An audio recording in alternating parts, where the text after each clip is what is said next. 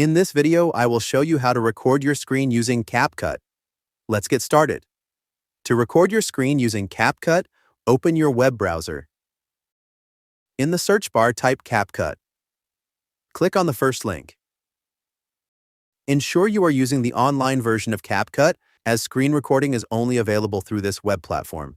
Remember, the desktop version of CapCut doesn't have a built-in feature to record your PC screen.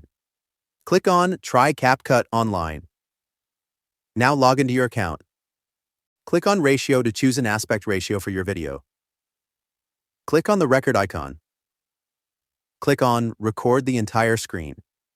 Select Allow while visiting the site.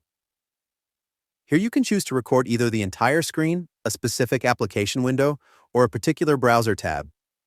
For instance, if you want to record the entire screen, select that option and click Share.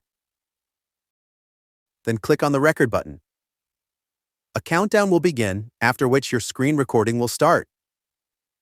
You can pause or resume your recording. Once you are done recording, click on the Stop button. Click on Save and Edit. The recorded video will automatically be saved and added to your project's timeline in CapCut.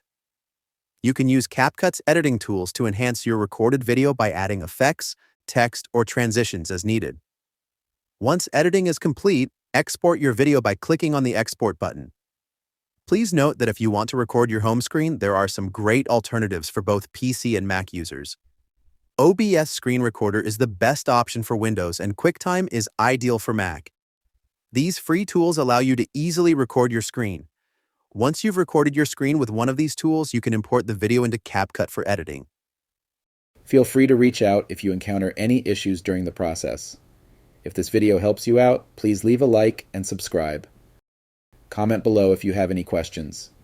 If you need further assistance, consider hiring a professional using the link in this video below.